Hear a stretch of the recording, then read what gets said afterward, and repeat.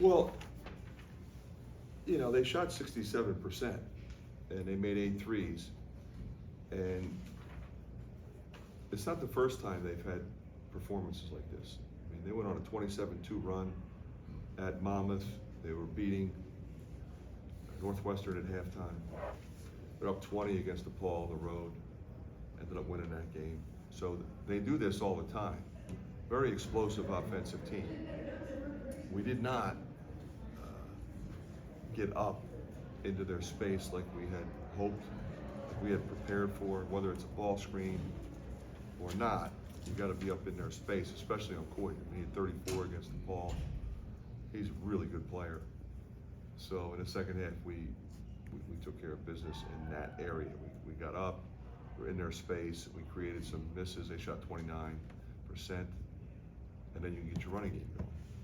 How important was the assist to turnovers tonight? I mean, they had 21 turnovers, but you guys only had 7, but also 23 assists as well.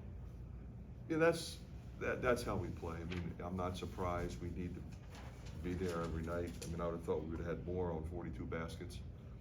But the bottom line is we share it. We had 6 guys in doubles, and 1 guy with 9, 1 guy with 8. So easily could have been 8 guys, but that's what makes us hard to guard. That's spreading that wealth in terms of scoring.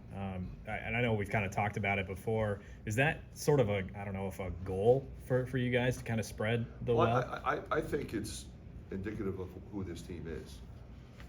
We got a lot of different ways we can go. Like for example, we were struggling a little bit offensively, and then Price comes in and it's 2 threes.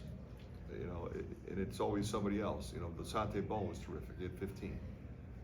Josh Dix in the second half was great. So when we go to the bench, we're not losing a lot. You're a little bit of experience maybe, but those guys come in and they compete, they score, and they defend. Josh and Desante are really good defenders.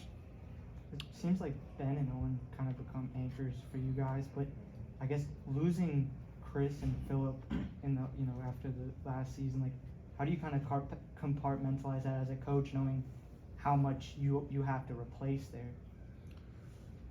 Well, I mean, Philip was special. I mean, he's 25 years old. He's been around, the toughest guy on any block. Chris is incredibly talented. Took a lot of the defensive attention of the other team. And then, you put Connor in there with those 2 guys, and that was as good a front line as we had in our league. But we knew how good Freeman was, and we knew how good Cricky was. Cricky's not a freshman. So, I'm not surprised and sort of expected those guys to play the way they're playing. I mean, it's hard to replace a first-round pick. But Ben gets 20 and 7, and it's kind of, I guess it's weird to say it's quiet, but it's kind of a quiet 20. He never stops working. What did you feel like was the difference in the second half? Transition defense, half-court defense? It was half-court defense that led to transition offense. Do you feel like your team is maybe more ready for this Big Ten play that begins very soon? Well, I think so, and I certainly hope so. I mean, we had a difficult non-conference schedule when you think about, road game in the Big East Challenge, a road game with Iowa State, Oklahoma, Seton Hall, and San Diego, 2 really tough league opponents. And then I feel like we've been challenged by this team, Northern Illinois, and North Florida, Arkansas State, UMBC. I mean, those are well-coached teams with veteran guys, a lot of transfers. So, certainly that was the thought process to prepare our team for the next 18. Not necessarily asking whether Ben and Owen, are better than Chris and Philip, but how do those 2 guys' skill sets kind of compare to the last season? Those 2 guys. Well, they're different, but I think equally effective in what they do. You're talking about 2 old guys, and now you're talking about a freshman and an old guy. But these 2 guys can really score. They're athletic, they're smart, they're tough, very similar to those other 2 guys. You already mentioned. I'm sorry. No, you go ahead, please. You already mentioned Josh Dix and Desante Bone. Just talk about how important they were off the bench tonight. In a close game early, but they were able to provide sparks off the bench. Yeah, both of them You know, DeSante in the first half in particular was really aggressive. And Josh is always rock solid. I mean, he didn't score as much in the first half he did in the second. But those two guys are really good together. They both can play the point, they both can play the wing, and they're both really smart and tough. We keep talking about Freeman and his acceleration, but tonight, 5 offensive rebounds, 4 steals. These don't seem like very normal numbers for a freshman center.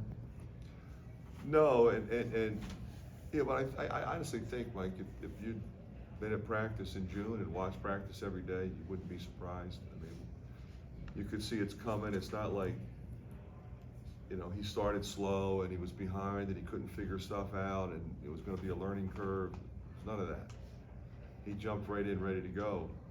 The only thing, I think I said this before, the only thing that set him back a little bit, we had a couple minor injuries. He tweaked his ankle, stuff like that. I get a little plantar fascia problem. But when he was healthy, from minute 1, he's one of our best players. Thanks, Coach. Okay, guys. Thanks, Fran. Appreciate it.